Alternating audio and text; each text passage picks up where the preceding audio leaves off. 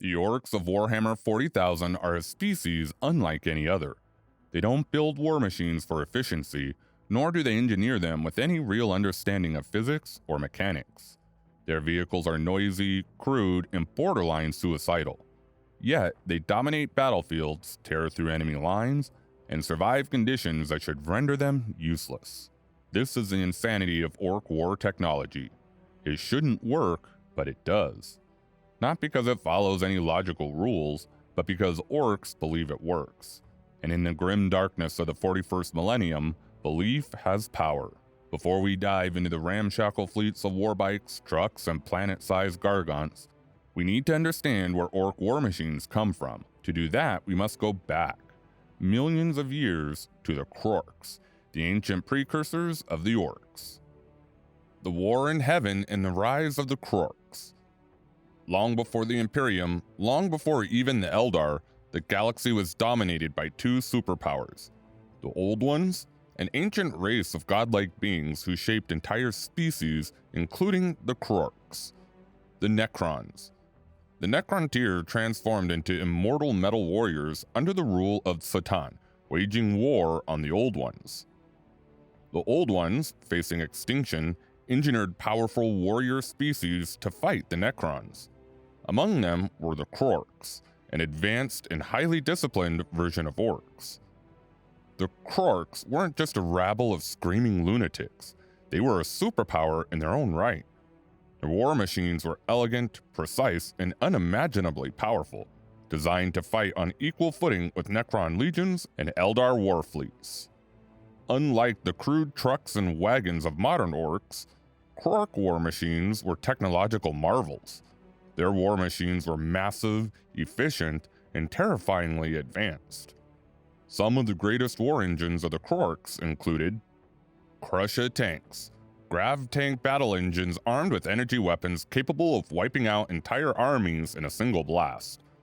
Colossus gargants, towering siege machines that could level entire cities in a single war march. Def Orbitus, spacefaring war platforms armed with gravitic annihilators capable of cracking moons in half. The Krorks fought the Necrons to a standstill, proving that Ork kind was once one of the most advanced forces in the galaxy. However, after the War in Heaven ended, the Krorks declined. Their knowledge was lost, their machines fell into disrepair, and over millions of years, they devolved into the modern Orks. As time passed, the disciplined and mighty Krorks lost their intelligence. Basically, they were hunted down and killed. Killed till they eventually devolved into a shadow of their once glorious selves. The previously mighty war machines became crude, simplistic, and chaotic. The Colossus gargants of old shrunk into ramshackle stompas. Their Krusha tanks became nothing more than hastily welded gun platforms on wheels. And their gravitic warships turned into spacefaring asteroids, filled with screaming Orks. Even though they lost their intelligence, they retained a tiny part of themselves, their instinct to build and fight. Orks may have lost their ability to properly engineer their war machines, but they never lost their creativity. Their war vehicles became a reflection of their brutal, unstoppable mindset, fast, powerful, and constantly modified in ways that no mechanic would approve of. This led to the rise of Mekboyz, Ork engineers who don't understand technology but make it work anyway. Mekboyz, the crazy engineers behind Ork war machines. The Ork engineer's mindset: if it ain't loud, it ain't working. In Ork society, Mekboyz are the closest thing to engineers. However, they don't operate on logic, blueprints, or schematics. They operate purely on instinct and belief. They don't read manuals, they just build. They don't test their machines, they just throw them into battle. They don't repair broken machines, they don't know what that is. They just add more dakka. Mekboyz are born from an innate knowledge of machines, but they don't understand why they work, only that they should. If an Ork Mekboyz slaps an engine onto a pile of scrap and says it's a custom war truck, it will run because Orks believe it will. How Ork war machines are built: the science of scrap. Unlike the Imperium, which carefully manufactures tanks and aircrafts, Orks cobble together their war machines from whatever they can loot, steal, or weld together. The process usually follows this pattern. Orks steal enemy vehicles, stripping them for parts. Mekboyz bash together random pieces of metal, often ignoring the original design. If a vehicle needs a gun, Orks just strap on a bigger one. If it needs speed, they bolt on extra engines, even if they explode. Their vehicles are based on their belief, and Orks certainly believe colors matter. To them, red ones go faster, blue is lucky, black is dead hard, purple is sneaky, but no one has ever seen a purple ork, so who knows? When an ork war machine is built, it is never truly finished.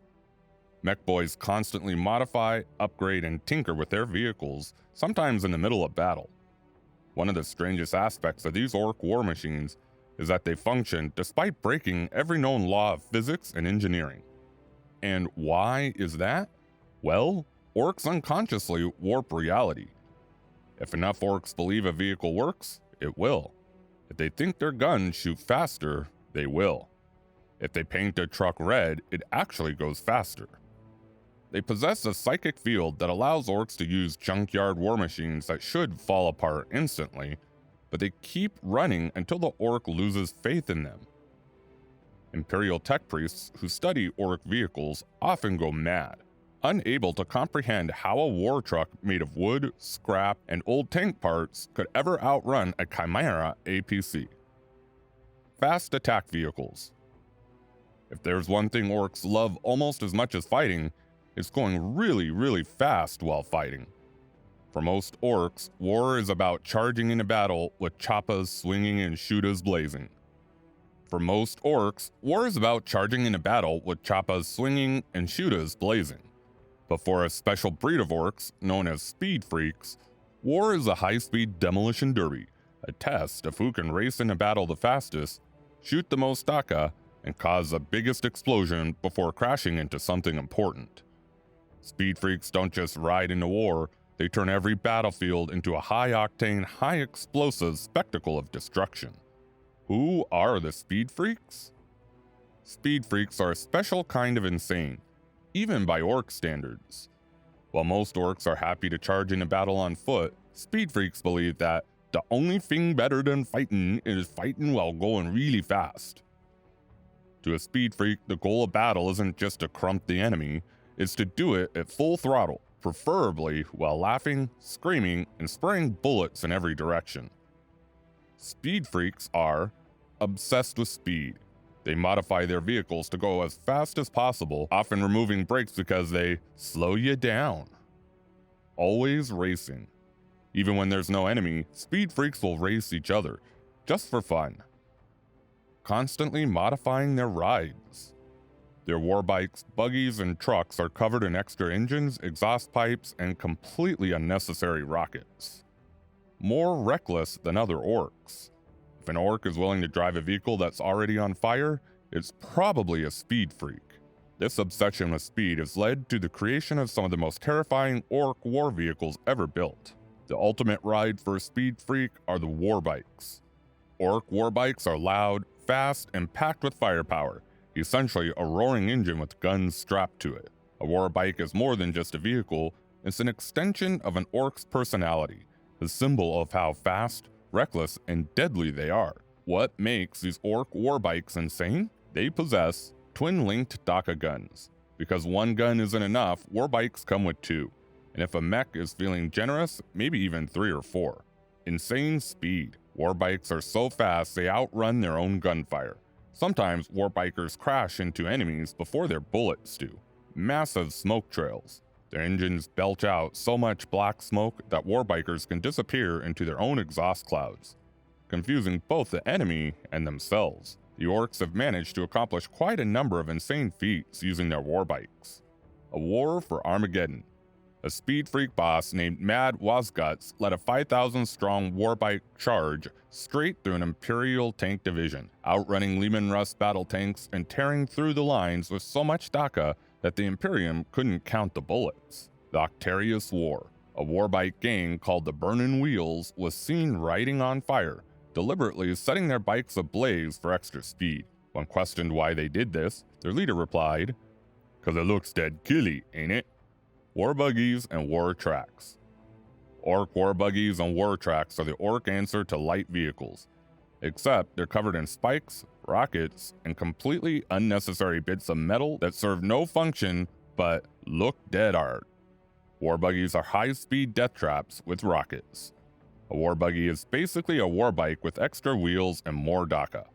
These light, fast attack vehicles are usually armed with twin-linked shootiest for spraying bullets in every direction, rockets for blowing up anything that gets in their way, flamethrowers because fire is fun. There are also quite a number of infamous warbuggy moments. Like in Armageddon, when a warbuggy squad called Rust Rockets accidentally launched themselves instead of their rockets at enemy tanks. Somehow, this worked. During the Octarius War, a warbuggy named the Boom Buggy hit a Tau Riptide so hard that it exploded into 3 different directions at once. Wartrakks. Sometimes Speed Freaks want to go fast in places where wheels don't work, like mud, snow, or over the bodies of their enemies. That's where Wartrakks come in. Wartrakks replace tires with treads, allowing them to climb over obstacles like a tank, smash through enemy lines like a wrecking ball, still go ridiculously fast despite being covered in heavy armor. Insane Wartrack stunts. On Octarius, Wartrakks were seen riding vertically up walls, using their insane speed to ignore gravity. During a WAAAGH against the Necrons, a Wartrakk drove straight through a monolith portal, appearing behind enemy lines before crashing into another Wartrakk doing the same thing. Despite how crazy they are, they know how essential air maneuverability is. Speed Freaks just don't race on the ground, they take their madness to the skies with dakka-jets, the fastest gunships in the galaxy. Dakka-jets are basically warbikes with wings, piloted by flyboys who believe that if you strap enough engines to something, it will eventually become a plane. Dakka-jets are faster than most Imperial fighters, if they don't fall apart midair. Armed with so many shootas that they barely fit on the wings, louder than a Space Marine Thunderhawk at full burn. Ork transport and assault vehicles. The Speed Freaks might treat war like a high-speed demolition derby, but most Orks still need a way to reach the front lines. A proper WAAAGH isn't just about getting there fast, it's about getting there in numbers, with enough boys to overwhelm anything in the way. That's where Ork transport and assault vehicles come in. Orks don't believe in careful logistics, supply chains, or coordinated battle formations. They don't spend time planning tactical drop movements or establishing safe deployment zones. They just load up as many boys as possible, smash the throttle, and hope for the best. If the transport makes it to the enemy lines before exploding, that's a bonus. If it does explode, well, at least it looks spectacular. Ork transport vehicles aren't just about mobility, they're about turning sheer numbers into an unstoppable green tide. The ground-shaking advance of a WAAAGH isn't complete without the thunderous roar of engines, the rattling of ramshackle armor plates, and the deafening war cries of thousands of Orks crammed into vehicles held together by nothing but Mekboyz ingenuity and faith. These machines aren't elegant, they're not safe, they're certainly not reliable, but they're fast, brutal, and above all else, loud. At the heart of every Ork invasion is a humble truck. It's the most common Ork transport, a rickety, overworked death trap that somehow manages to survive longer than it should. Every truck is unique, built from whatever scrap was lying around, with wildly varying designs depending on who put it together. Some have massive exhaust pipes that belch black smoke, others have crude metal plates bolted on as armor, and some are just piles of rust held together with sheer Ork stubbornness. They have no standardized engine type, no specific chassis design, and certainly no safety features. Yet no matter how damaged they get, they always seem to keep going. Well, at least until they hit something big enough to stop them.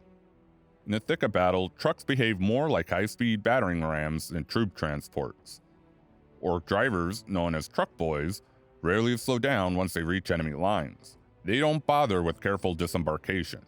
Why stop when you can crash straight into the enemy, sending boys flying in every direction? Trucks don't just transport troops, they deliver them with maximum impact. The more spectacular the crash, the better. Some orks even strap explosives to their trucks, turning them into mobile bombs that detonate on impact, clearing a path for the boys to charge through the wreckage. Though trucks are the backbone of ork transportation, sometimes a WAAAGH needs something bigger. When a war boss wants to roll in a battle with extra firepower, extra armor, and extra orks, he takes a Battlewagon. Where trucks are fast and fragile, Battlewagons are hulking monsters of metal and destruction. No two are ever the same, but they all have one thing in common. They're designed to smash through anything that gets in their way. Some are outfitted with massive death brallas, giant spiked rollers mounted on the front to grind anything unfortunate enough to be in their path. Others are fitted with crude artillery pieces, turning them into rolling fortresses. Many are simply reinforced slabs of steel that charge straight into enemy lines, shrugging off gunfire as their passengers pour out, ready to crump anything that survived the impact. The Battlewagon isn't just a transport, it's a statement. It's the kind of vehicle that makes an entrance, thundering into a battlefield with guns blazing and orks bellowing war cries from the open-top decks. War bosses and knobs often personalize their Battlewagons with trophies ripped from fallen enemies, extra armor plates welded on for style rather than function, and sometimes even loudspeakers blasting ork chants and insults at the enemy. The more intimidating, the better. Orks don't just rely on vehicles they build themselves. If something looks like it might be useful, they loot it. Imperial tanks, Eldar skimmers, even Tyrannid bioconstructs. If an ork thinks it can be turned into a weapon, it will be. Looted vehicles are a staple of any large WAAAGH. Often crudely repainted, heavily modified, and given far more guns than their original designers ever intended. A Leman Russ might get converted into a high-speed tank with oversized tracks and a ridiculous amount of shootas strapped to its hull. A captured Chimera might be repurposed into an ork battle bus, its seats ripped out to make room for even more boys. Looted vehicles often perform better under ork control, if only because the Mekboyz don't bother with things like weight limits or engine stability. The most extreme example of ork repurposing is the looted Baneblade, a rare but terrifying sight on the battlefield. A Baneblade is already one of the most powerful tanks in the galaxy, a super heavy behemoth designed to withstand entire armies. In ork hands, it becomes something even worse. Stripped down, modified, and fitted with the loudest, most unnecessary weapons possible, a looted Baneblade is a rolling monument to orky excess. Entire mobs of boys ride on top, cheering as the tank charges forward with complete disregard for battlefield strategy. Some looted Baneblades are even turned into makeshift fortresses, carrying so many orks that they become mobile warbands in their own right. For orks, transport and assault vehicles aren't just about moving troops. They're about making an impact. Whether it's a truck barreling through enemy lines, a Battlewagon crushing everything in its path, or a looted Imperial war machine being driven with reckless abandon, orks don't just arrive at the fight, they explode onto the battlefield with the force of a crashing meteor. It's never about precision, it's never about subtlety, it's about sheer, overwhelming destruction, and the louder, the better. Next, we move from the war convoys of the WAAAGH to the unstoppable juggernauts of ork warfare. Trucks and Battlewagons are terrifying, but when a war boss really wants to bring devastation, he rolls out the biggest, loudest, and most absurdly powerful war machines in the ork arsenal. The Ork Titans. For most orks, a truck or a Battlewagon is enough to get them to the fight. But when a war boss wants to make a real statement, he brings out the biggest, loudest, and most absurdly powerful war machines in the ork arsenal. These are not just vehicles, they are moving fortresses, walking idols of gork and mork, and engines of destruction that level entire battlefields. Orks don't care about maneuverability, resource efficiency, or battlefield logistics. When they build something massive, they do it for one reason: to cause as much carnage as possible. If it shoots an entire battlefield into rubble, if it steps on enemy tanks like bugs, or if it fires orks into the enemy like living missiles, it's good enough to roll into war. Here are the largest and most terrifying ork war machines ever built, the ones that turn planets into war zones and battlefields into scrap heaps. The Stompa. The Stompa is the ork answer to an Imperial Knight, except bigger, louder, and packed with an insane amount of dakka. These towering, clanking war machines are walking death fortresses, stomping across battlefields with no strategy except to crush everything in sight. The Stompa is a hulking, vaguely humanoid scrap construct, towering over most battlefield units. It is covered in guns, flamers, and random exhaust pipes that spew black smoke for no reason other than to look intimidating. The orks who pilot it don't care about careful aim or tactical positioning. They fire everything at once, in every direction, and laugh while doing it. Each Stompa is completely unique, built from whatever scrap and wreckage the Mekboyz could find.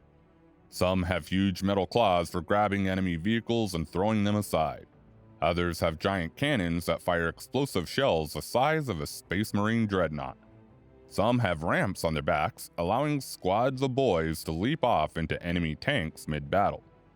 When a Stompa appears on the battlefield, the only real strategy is to either run or bring something even bigger.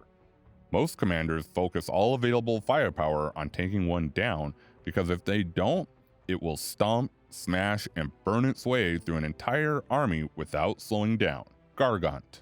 If a Stompa is big, a Gargant is absolutely monstrous. These city-sized walking war machines are the ork version of an Imperial Titan, but unlike the elegant god machines of the Adeptus Mechanicus, Gargants are ugly, brutal, and built purely for destruction. A Gargant is an entire WAAAGH on legs, capable of carrying hundreds of orks, each one screaming for blood as they fire out of every available opening. Inside, Mekboyz run around frantically, smashing things with wrenches, setting things on fire, and somehow making everything work. The war boss commanding the Gargant doesn't bother with detailed orders, he just shouts louder than everyone else and hopes the Mekboyz listen. The weapons on a Gargant are as excessive as possible. Some are equipped with mega cannons capable of vaporizing entire battalions. Others have belching flamers that can incinerate entire city blocks in a single burst. And then there's a gutbuster cannon, a weapon so massive it can level mountains with a single shot. Gargants are not just war machines, they are walking idols of ork gods, Gork and Mork. The mere presence of a Gargant supercharges a WAAAGH, making every ork on the battlefield even more bloodthirsty, reckless, and eager to fight. When a Gargant is destroyed, it doesn't just explode, it creates a shockwave that launches flaming debris for miles in every direction. Kill tank. The kill tank is what happens when orks look at an Imperial Baneblade and say, "That needs more dakka." It's a massive, overpowered tank built purely for maximum destruction. Unlike the heavily fortified Baneblade, which is used for careful, methodical battlefield control, the kill tank charges into enemy formations at full speed, guns blazing, with no plan beyond run 'em over and shoot the rest. The kill tank is absurdly durable, covered in slabs of welded scrap metal so thick that even laser cannon fire barely dents it. It doesn't just have one turret, it has multiple gun platforms, each manned by an ork who has no idea how to aim but compensates by firing constantly. Some kill tanks even have spinning saw blades on the front, turning them into giant moving meat grinders that chew through infantry, armor, and buildings alike. The most infamous kill tanks have achieved feats that should be impossible. One was seen plowing through a Necron monolith and coming out the other side intact. Another smashed through a collapsing hive city while still firing in every direction. And during the Octarius War, a kill tank named dakka-laden managed to survive an orbital bombardment only to roll out of the debris and continue fighting like nothing had happened. Squigos. While most orks rely on machines for every transport, some war bosses prefer something with more teeth. That's where Squigos come in. These gigantic, dinosaur-like war beasts are part biological weapon, part transport vehicle, and part battering ram. Squiggoths are massive, thick-skinned creatures bred for war. Their hides are so tough that they shrug off artillery fire, and their tusks are powerful enough to gore through Imperial Knights. Orks strap huge metal platforms to their backs, turning them into walking fortresses covered in shootiest, rocket launches, and insane orks screaming as they fire wildly in every direction. Squiggoths are completely uncontrollable, which suits orks just fine. Once they're unleashed, they charge straight into the enemy, trampling everything in their path. If the squiggoth dies, the orks riding it simply keep fighting from its corpse. Some war bosses even strap explosives to their squiggoths, turning them into walking bombs that detonate on impact. And we're not done yet. Orks don't just fight on the ground, they take their unstoppable war machines to the stars.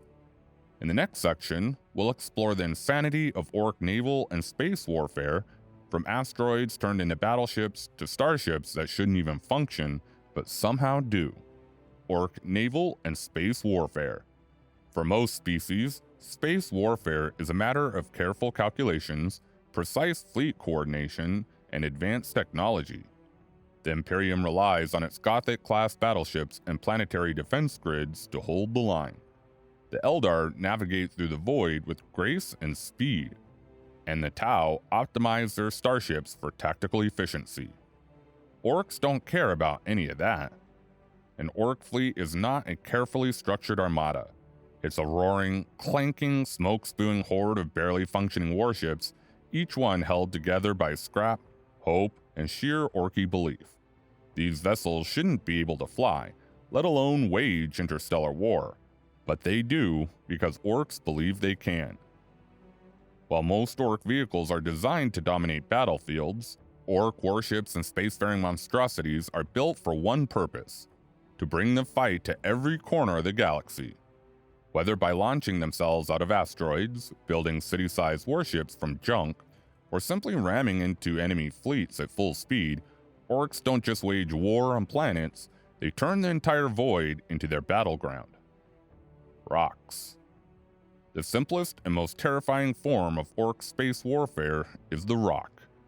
These massive asteroids serve as both warships and invasion platforms, converted into mobile fortresses that can crash into planets at terminal velocity. A rock starts as a random asteroid drifting through space. When an ork mech finds one, he does what any self-respecting ork would do: straps engines to it, adds a ridiculous number of guns, and launches it towards the nearest enemy planet.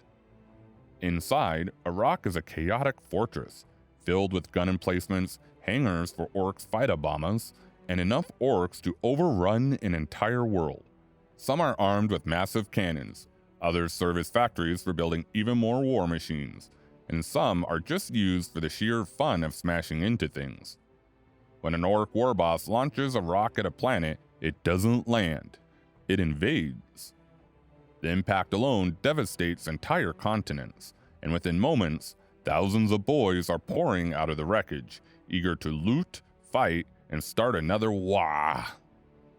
During the Second War for Armageddon, Warboss Gazgal Magurok launched multiple rocks toward the planet, turning them into makeshift ork cities.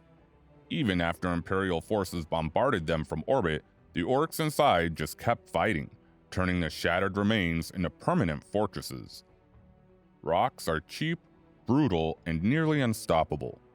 Once an ork fleet starts hurling them at a planet, there's only one solution: exterminate everything before the orks overrun the world. Cruisers. Unlike the massive, chaotic rocks, ork cruisers are actual starships, though calling them ships is generous. These hulking behemoths are part battleship, part scrap heap, with giant engines, oversized guns, and absolutely no regard for aerodynamics or logic. Cruisers are built for pure firepower. They aren't equipped with complex targeting systems or sophisticated defenses. Instead, they mount as many guns as physically possible and fire them all at once. The orks piloting them don't bother with formations or tactics. They just charge straight at the enemy fleets, shooting wildly and laughing maniacally. Some cruisers are modified with massive chainsaws, allowing them to literally rip through enemy warships in close combat. Others are covered in launch bays for swarms of fighter bombers, filling the void with ramshackle aircraft piloted by cackling flyboys. During the Octarius War, an Ork cruiser named the Krump rammed a Tyranid hive ship at full speed, smashing through its biohull and unloading thousands of orks straight into the hive mind's core. The result was an ork infestation so severe that the Tyranids couldn't purge them fast enough, leading to one of the strangest space battles in history.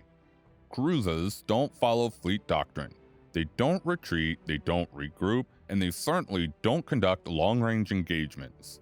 They charge in, blast everything with excessive amounts of dakka, and crash into the biggest target they can find. Space Hulks. Sometimes orks don't build ships. Instead, they find them. Space Hulks, massive derelict wrecks floating through the void, are perfect ork warships. They're big, filled with loot, and sturdy enough to survive anything. When orks take over a space hulk, they don't try to fix it, they just strap engines onto it, bolt more guns onto the hull, and declare it a proper fighting ship. Some space hulks are so massive that they carry entire WAAAGHs inside of them, serving as both warships and mobile war zones. One of the most infamous space hulks, the Ripper, was so massive that it contained multiple ork warbands, looted Imperial ships, and even a few confused Tyranid bioconstructs trapped in its lower decks.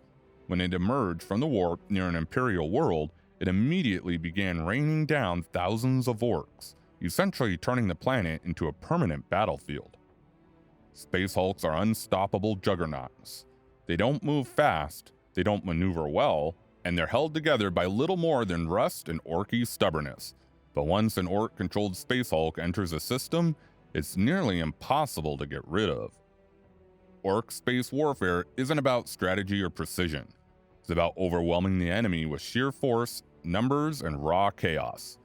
Whether they hurl rocks at planets, smash into warships at full speed, or infest derelict space hulks, orks don't just invade systems, they consume them, turning entire regions of space into endless battlefields.